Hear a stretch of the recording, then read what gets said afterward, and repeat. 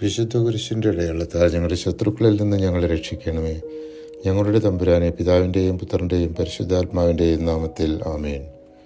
യഹൂദർ മുമ്പ് തോൽപ്പിച്ചോടിച്ച തിമോത്തിയോസ് വലിയൊരു കൂലിപ്പടയെയും ഏഷ്യയിൽ നിന്ന് വലിയൊരു കുതിരപ്പടയെയും ശേഖരിച്ച് യൂദയെ പിടിച്ചെടുക്കാൻ വേണ്ടി പട നീക്കി.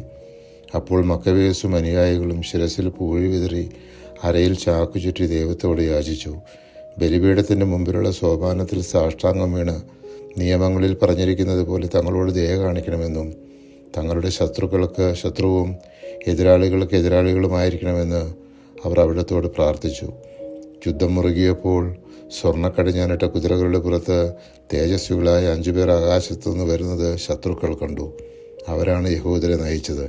അവർ മക്കബേയുസിന് മുറിവേൽക്കാതിരിക്കാൻ ചുറ്റും നിന്ന് തങ്ങളുടെ പരിചകളും ആയുധങ്ങളും കൊണ്ട് അവനെ സംരക്ഷിച്ചു. അവർ ശത്രുവിൻ്റെ മേൽ അസ്ത്രങ്ങളും ഇടിവാളുകളും അയച്ച് അവരെ അന്താളിപ്പിച്ച് അന്ധതയിലാക്കി ചിതറിക്കുകയും വധിക്കുകയും ചെയ്തു.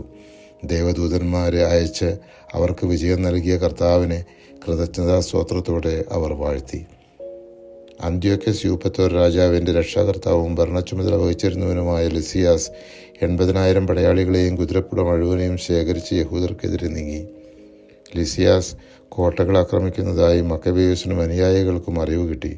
ഉടനെ അവരും ജനവും ഒരുമിച്ച് ഇസ്രായേലിനെ രക്ഷിക്കാൻ ഒരു ഉത്തമ ദൂതനെ അയച്ചു തരണമേ എന്ന് കണ്ണീരോടും വിലാപത്തോടും കൂടെ കർത്താവിനോട് അപേക്ഷിച്ചു. ജെറുസലേമിൽ നിന്ന് അകലുന്നതിന് മുമ്പ് ധവളവസ്ത്രധാരിയായ ഒരു അശ്വാരൂഢൻ സ്വർണ്ണായുധങ്ങൾ ചുഴറ്റിക്കൊണ്ട് തങ്ങളുടെ മുമ്പ് നീങ്ങുന്നത് അവർ കണ്ടു. അവർ കൃപാലുവായ ദൈവത്തെ ഏകസ്വരത്തിൽ സ്തുതിച്ചു. മനുഷ്യരെ മാത്രമല്ല, ഘോരമൃഗങ്ങളെയും ഉരുക്കുകോട്ടകളെയും ആക്രമിക്കാൻ തക്ക മനോധൈര്യം അവർക്ക് ലഭിച്ചു. ശത്രുക്കളുടെ മേൽ ചാടി വീണവരെ തോൽപ്പിച്ച് അവർ വിജയശ്രീലാളിതരായി തിരിച്ചു വന്നു. അതിനുശേഷം ലിസിയാസ് സമാധാന ഉടമ്പടിക്കായി മക്കബേയുസിനെ സമീപിച്ചു. മക്കബേയുസ് യഹൂദ ജനതയുടെ എല്ലാ ആവശ്യങ്ങളും ഉടമ്പടിയിൽ സമ്മതിപ്പിച്ചു. പരിശുദ്ധാത്മാവെ, തിരുവചനത്തിൻ്റെ അനന്തശക്തിയാൽ ആത്മാവിൻ്റെ ബലങ്ങളും ദാനങ്ങളും നൽകി തീക്ഷ്ണതയാൽ ഞങ്ങളെ ജ്വലിപ്പിക്കണമേ. ആമേൻ.